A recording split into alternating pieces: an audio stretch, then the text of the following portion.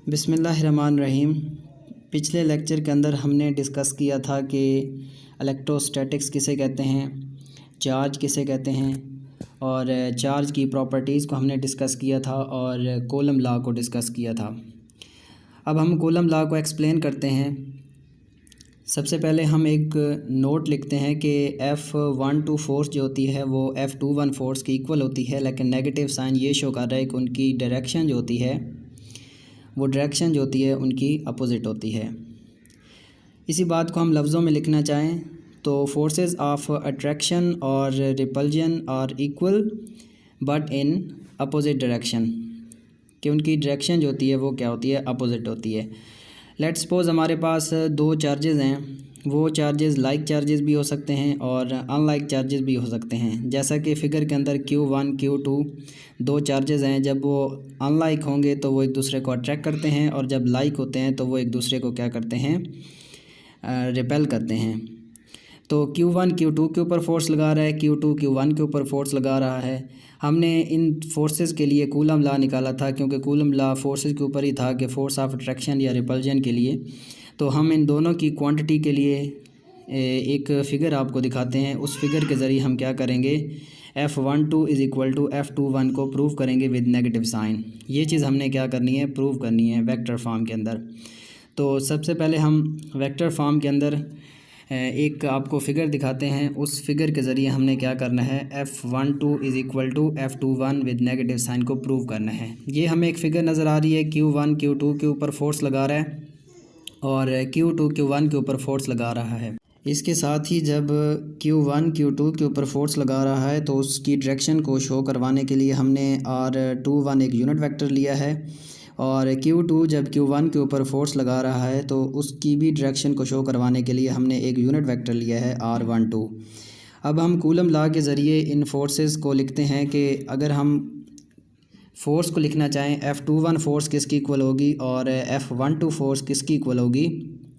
तो ये फिगर के अंदर आपको नज़र आ रहा है इक्वेशन नंबर 5 और इक्वेशन नंबर 6। F21 फोर्स जो है वो इक्वल है 1/4 pi epsilon not Q1 Q2 divided by R square with unit vector R21। इसे इक्वेशन नंबर 5 का नाम दे दिया। और F12 जो है वो इक्वल है 1/4 pi epsilon not Q1 Q2 divided by R square with unit vector R12। इसे इक्वेशन नंबर हमने 6 का नाम दे दिया। अब हमने फिगर के अंदर देखा है कि दो यूनिट वेक्टर जो हैं उनकी डायरेक्शन जो है वो क्या है, अपोजिट है, लेकिन वो इक्वल हैं। R21 जो है वो इक्वल होगा R12 के विद नेगेटिव साइन। तो अब हम ऐसा करते हैं कि इक्वेशन नंबर 5 के अंदर जो हमारे पास यूनिट वेक्टर R21 है उसकी जगह हम पुट कर सकते हैं -R12, क्योंकि ये दोनों यूनिट वेक्टर जो हैं आपस में इक्वल हैं। तो इक्वेशन नंबर 5 हमारे पास क्या बन जाएगी, इक्वेशन नंबर 5 में चेंज आ जाएगी कि R21 की जगह हमारे पास क्या आ जाएगा, -R12। तो हमारे पास इक्वेशन बन जाएगी F21 is equal to 1/4 pi epsilon not Q1 Q2 divided by R square -R12। इस माइनस को अगर हम स्टार्ट में लगा दें तो जो बाकी हमारे पास चीज़ नज़र आ रही है ये सारा का सारा अगर आप गौर से देखें तो क्वेश्चन नंबर 6 का राइट पार्ट है। इसका मतलब है लेफ़्ट पार्ट राइट पार्ट के इक्वल है, तो हम उसकी राइट पार्ट की जगह लेफ़्ट पार्ट लिख सकते हैं F12। तो अगर हम ऐसा करें तो हमारे पास क्या बन जाएगा, उसकी जगह हमारे पास F12 जो है वो इक्वल आ जाएगी -F21 के। तो इस तरह हमारे पास ये जो नोट हमने लिखा था ये F12 is equal to F21 with negative sign, ये शो कर रहा है कि फोर्स ऑफ अट्रैक्शन हो या रिपल्जन हो वो दोनों इक्वल होती हैं, लेकिन उनकी जो डायरेक्शन होती है वो क्या होती है, अपोजिट होती है। नेक्स्ट हम देखते हैं कि कूलम फोर्स के ऊपर किसी मीडियम का क्या असर पड़ता है। पहले हमने कूलम फोर्स निकाली थी फ्री स्पेस के लिए, कि दो चार्जेस के दरमियान फ्री स्पेस हो तो उनके लिए हमने कूलम फोर्स के लिए एक इक्वेशन निकाली थी। अब हमने क्या करना है, अब हम एक इंसल्टिंग मीडियम क्या करते हैं, प्लेस कर देते हैं उन दो चार्जेस के दरमियान, और उस इंसल्टिंग मीडियम जो होता है इंसल्टिंग मीडियम, उस इंसल्टिंग मीडियम को क्या कहते हैं, डाई इलेक्ट्रिक कहते हैं। एक्सपेरिमेंटली ये फाउंड किया गया है कि अगर दो चार्जेस के दरमियान किसी भी इंसल्टिंग मीडियम को प्लेस कर दिया जाए तो फोर्स क्या हो जाती है, रिड्यूस हो जाती है। Force is reduce in medium as compare to free space. Free space के लिहाज से जो मीडियम के अंदर फोर्स होती है वो क्या हो जाती है, रिड्यूस हो जाती है अगर हम उसके दरमियान क्या कर दें, दो चार्जेस के दरमियान डाई इलेक्ट्रिक को प्लेस कर दें। तो जिस फैक्टर के साथ वो रिड्यूस होती है उस फैक्टर को असल में क्या कहते हैं, रिलेटिव परमिटिविटी कहते हैं। जिस फैक्टर के ज़रिए वो फोर्स रिड्यूस हो जाती है फ्री स्पेस के कंपेयर मीडियम के अंदर, उस फैक्टर को क्या कहते हैं, factor by which the force is reduce, उसे क्या कहते हैं, रिलेटिव परमिटिविटी कहते हैं। इस रिलेटिव परमिटिविटी को किस चीज़ से डिनोट करते हैं, it is denoted by epsilon R. Epsilon R को हम डाई इलेक्ट्रिक कांस्टेंट भी कहते हैं, जो इंसल्टिंग मीडियम की मौजूदगी के अंदर फोर्स को क्या करता है, मीडियम के अंदर रिड्यूस करता है as compare to free space. अगर हम इसी बात का रिलेशन देखना चाहें तो F prime is equal to F divided by epsilon R is equal to F की वैल्यू पुट करने के बाद हमें पता चलता है कि फ़ोर्स जो होती है वो मीडियम के अंदर as compare to force in air जो होती है वो रिड्यूस हो जाती है। क्यों? क्योंकि फ़ोर्स इन एयर के एप्सिलॉन आर फैक्टर जो है वो डिवाइड कर रहा है, तो फोर्स इन मीडियम जो होगी वो as compare to force in air क्या हो जाएगी, कम हो जाएगी। रिलेटिव परमिटिविटी इंसल्टिंग मीडियम के ऊपर भी डिपेंड करती है कि दो चार्जेस जो हमने लिए हैं उन दो चार्जेस के दरमियान कौन सा मीडियम हमने प्लेस किया है। तो उस मीडियम के लिहाज से जो रिलेटिव परमिटिविटी होती है जो कि डाई इलेक्ट्रिक की मौजूदगी के अंदर वो डिफरेंट मीडियम के लिए डिफरेंट होती है। रिलेटिव परमिटिविटी इसका मतलब है कि इंसल्टिंग मीडियम के ऊपर भी डिपेंड करती है कि इंसल्टिंग मीडियम अगर डिफरेंट होगा तो वैल्यू भी डिफरेंट होगी। Value of relative permittivity is different for different dielectric. Different dielectric के लिए रिलेटिव परमिटिविटी की जो वैल्यू होगी वो भी क्या हो जाएगी, डिफरेंट हो जाएगी। अगर हम सिर्फ एयर की बात करें कि अगर हमारे पास एक मीडियम है एयर, अगर हम सिर्फ एयर की बात करें तो वो कितनी वैल्यू होगी।